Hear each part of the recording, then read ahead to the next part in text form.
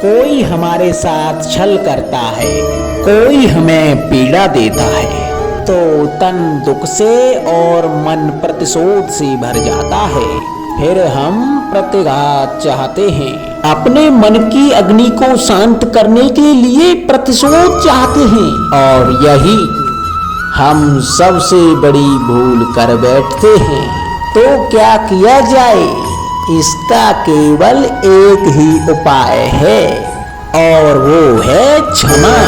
यदि प्रतिकार चाहिए तो प्रतिशोध भुला दीजिए और न्याय की ओर अपनी पग बढ़ाइए, क्योंकि यही वास्तविक प्रतिकार है। हम अपनी सोच और संसार की मान्यता के अनुसार अपने विचार बनाते हैं। जैसे सत्य कहना धर्म है, असत्य कहना पाप, सहनशीलता धर्म है और क्रोध करना अधर्म, उपकार करना, जीवों पर दया करना धर्म है और निष्ठुर होना अधर्म।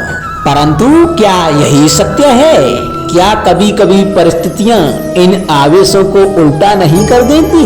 करती हैं। यदि इस संसार में कुछ धर्म है, कुछ पुण्य है, कुछ महान है, तो परिस्थितियों के अनुसार चलना।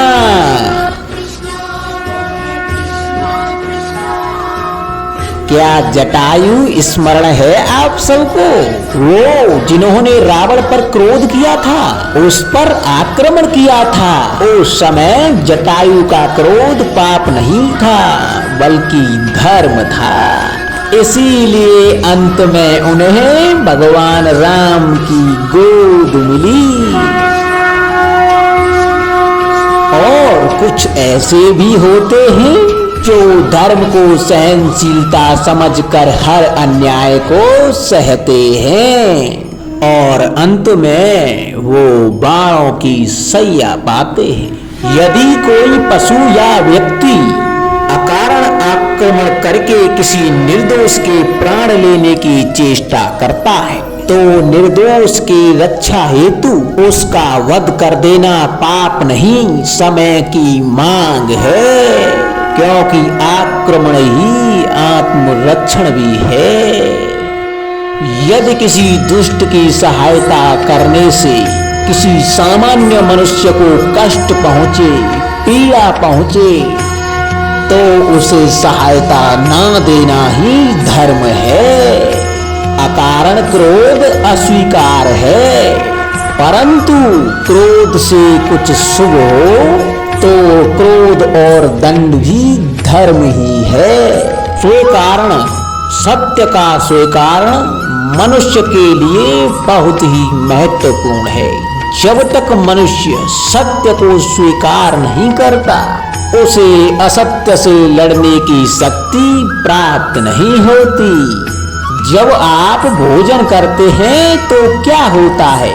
आपका पेट स्वीकारता है कि वो भर चुका है और आप भोजन करना बंद कर देते हैं। जब आपको निद्रा आती है तो क्या होता है? आपका मन स्वीकारता है कि आपका शरीर थक चुका है और उसे विश्राम की आवश्यकता है। उसी प्रकार जब आपको किसी व्यसन को रोकना हो, तो आपको स्वीकारना पड़ता है कि बहुत हो चुका है, चाहे वो लालच हो या मदिरा पान। उस व्यसन का त्यागना तभी प्रारंभ होता है जब आप ये स्वीकार कर लेते हैं कि उस व्यसन के आप बंधक हैं। इन पक्षियों को देख रहे हैं आप, इनका उड़ना, वायु में इनका संतुलन बनाए रखना, इनको उड़ते देख आपके मन में भी इच्छा होती होगी कि इनकी भांति भी आप स्वतंत्रता से उड़ पाएं। ईर्ष्या होती है ना जब आप इन्हें इस खुले आसमान में विचलन करते देखते हैं। परंतु कभी सोचा है इस उड़ान को पाने के लिए इन्होंने कितना परिश्रम और कितना अभ्यास किया होगा? इन्होंने कितनी बार हवा में उड़ने के बाद ये धरती पर गिरे होंगे। इस उड़ान का, इस स्वतंत्रता का ये मूल है। यदि आप ये मूल दे सकते हैं तो आप भी यह स्वतंत्रता पा सकते हैं। इन पंछियों की भांति ही तुम अपने चारों ओर किसी सफल मनुष्य को देखें तो उससे ईर्ष्या ना करें, उसके परिश्रम और उसकी पीड़ा को समझने का प्रयास करें जो उसे जहां तक लाई है। उससे प्रेरणा लें, प्रयास करें और आप भी सफल हो जाएं। हमारे जीवन का मूल आधार है करुणा। करुणा क्या है? करुणा दया नहीं, करुणा वो भाव है जिससे हम दूसरे की समस्या को समझ सकते हैं, उसकी कठिनाई को अनुभव करते हैं। इस संसार में सारी समस्याओं का मूल है एक दूसरे की परिस्थितियों को ना समझना, और इस समस्या का हल है करुणा। करुणा किसी पशु पक्षी के प्रति हो या किसी मनुष्य के प्रति, ये आपके जीवन में संघर्ष और कलेश जैसी भावनाओं को दूर रखती है। राधे राधे।